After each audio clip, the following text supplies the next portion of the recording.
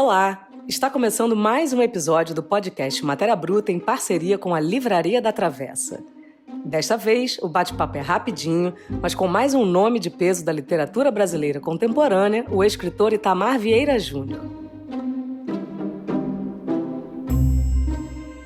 Depois do estrondoso sucesso de Torto Arado, Itamar compartilha conosco um pouco sobre o seu novo livro, Salvar o Fogo, lançado pela editora Todavia.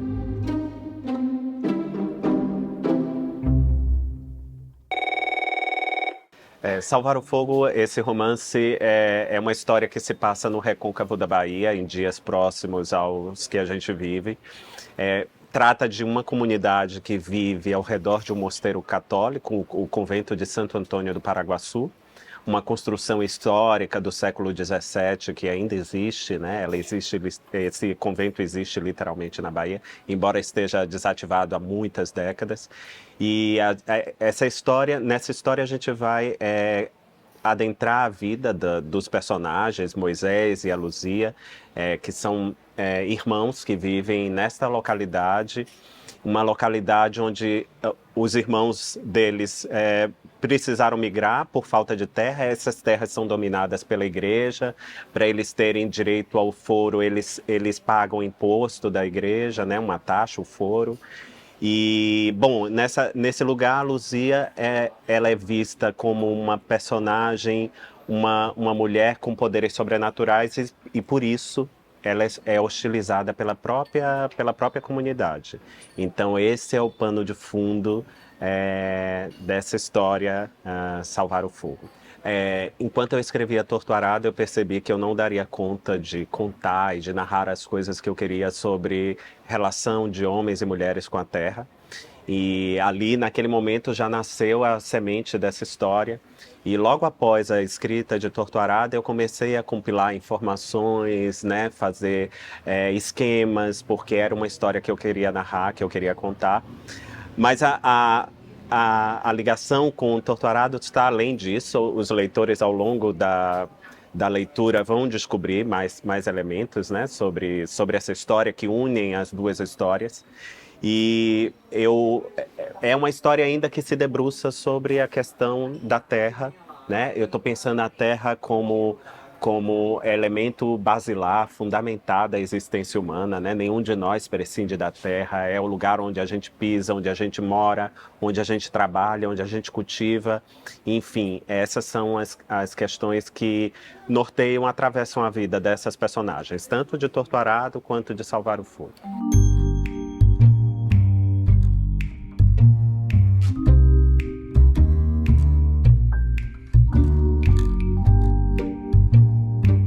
Essa é uma história que é atravessada pelas heranças coloniais, isso não é muito difícil. Eu e você vivemos aqui, no nosso cotidiano é atravessado a todo momento por essas histórias e a gente nem se dá conta. Mas aqui nesta localidade, com essa comunidade, com essas personagens, a gente consegue perceber de uma maneira muito mais profunda essa relação que o Brasil mantém ainda com o colonialismo, com a escravidão. Então, é uma comunidade, a presença da Igreja Católica por si só, ela já é uma herança do colonialismo, né? Se a gente imaginar que quando os invasores chegaram ao nosso continente, aqui fincaram uma cruz, e essa cruz significou, que é o cristianismo, né? A igreja significou o apagamento de muitas culturas, de muitos saberes que aqui existiam antes. Então é uma história que é atravessada por esses eventos do colonialismo e também pela herança da escravidão, né? Porque a igreja, ela foi, além de ser uma grande detentora de imóveis, né, de terra, ainda hoje no Brasil e no passado muito mais, a igreja pouco se fala, mas ela foi fundamental para manter, apoiando, né, como cúmplice desse processo de expoliação humana que foi, de expropriação e apropriação do trabalho humano, que foi a escravidão. Então, essa história é atravessada por essas questões, sim.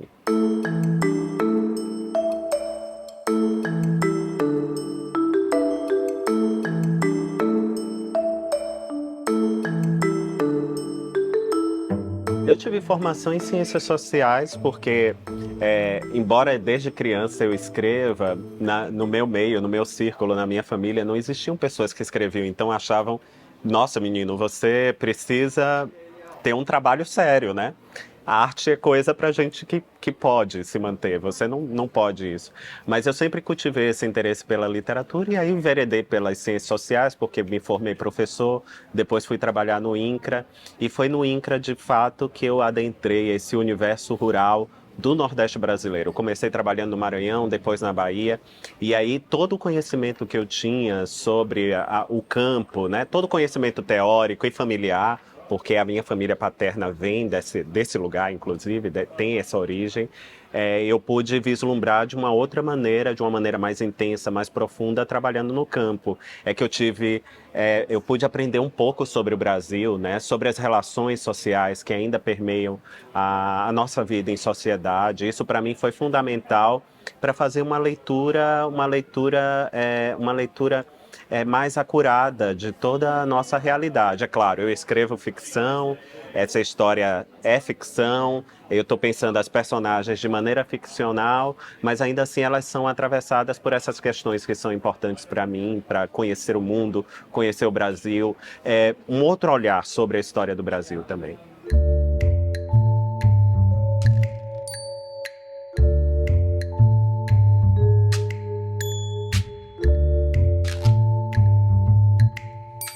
Eu gosto muito de imaginar minhas personagens com características de familiares, porque para mim fica mais fácil escrever sobre elas, falar sobre elas, ainda que a história não seja sobre elas.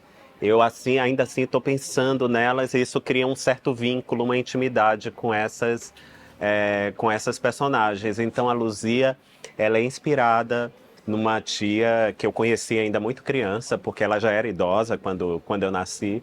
E eu convivi pouco com ela, tive poucos encontros com ela, mas ainda assim a imagem dela marcou muito o meu imaginário, né? Porque ela era uma mulher muito pequena, tinha uma corcunda, ela usava uma trança e anos depois, na época eu não tinha conhecimento, não sabia, mas anos depois eu descobri que ela lavou durante muitos anos as roupas de uma igreja, da Igreja do Bonfim, em Salvador. Então, essa imagem nunca me abandonou, né? E quando chegou a hora de contar Salvar o Fogo, essa imagem muito forte retornou e ganhou corpo na vida e na história da Luzia, que é essa personagem que aí conduz o fio da história em Salvar o Fogo.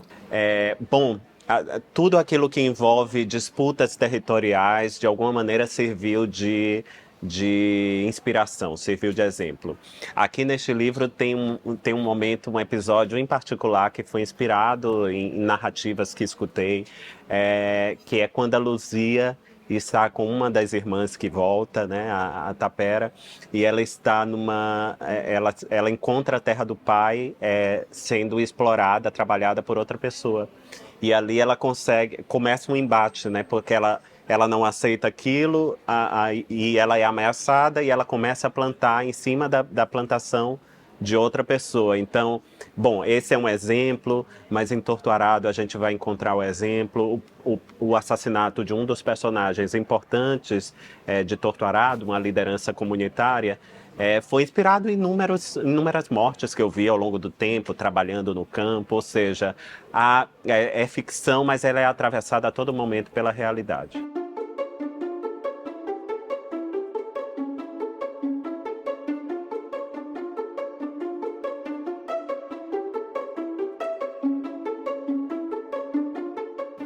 Nenhum narrador é absolutamente confiável. Então, se a voz está com um ou outro personagem, é muito interessante que a gente leve outro ponto de vista para que o leitor, a partir daqueles elementos, daquele fio que é deixado pelo narrador, ele possa por si só encontrar a sua história. Eu fiquei profundamente, isso há muitos anos, né, lendo narrativas ficcionais, eu fiquei muito impressionado com essa maneira de contar a história que eu encontrei no Faulkner, né? Que depois foi utilizado por muitos outros autores, mas o Faulkner é a minha primeira lembrança de encontrar narrativas polifônicas, né? Com muitas vozes, e que nunca um personagem ele é dono por total da história. Ele tem a versão definitiva da história.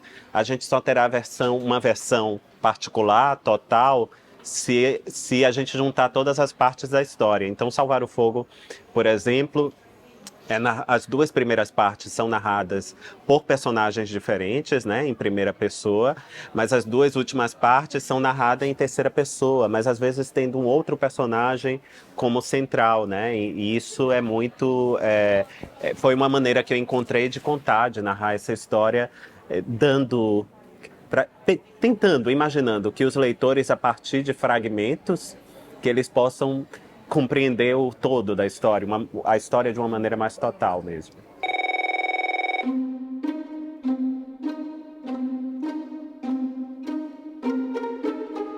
E se a literatura de Itamar te inspira de alguma forma, ele nos conta o que tem servido de motor no seu processo de escrita. Eu li a Solitária, da Eliana Alves Cruz, foi publicado ano passado.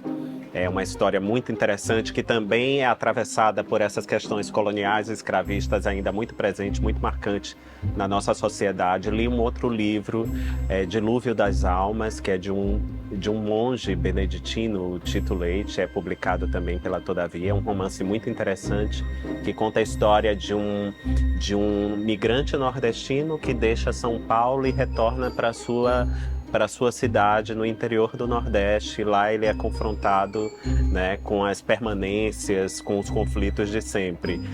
Esses dois romances foram romances que me marcaram nos últimos tempos e eu deixo como indicação para os leitores. Este episódio foi produzido por Eduardo Fradkin, contou com a captação de som de Lois Barbaras, identidade visual e artes de Gabriela Diniz, assessoria de Francis Carnaúba, coordenação geral e edição de Juliana Zalfa e voz de Flávia Mann. O Matéria Bruta é o podcast do canal Curta dedicado às artes e à filosofia. E para você ficar por dentro de tudo por aqui, se liga na dica. Se inscreva no Google Podcasts ou no Cashbox, siga o Matéria Bruta no Spotify e na Amazon ou assine no Apple Podcasts. Até breve!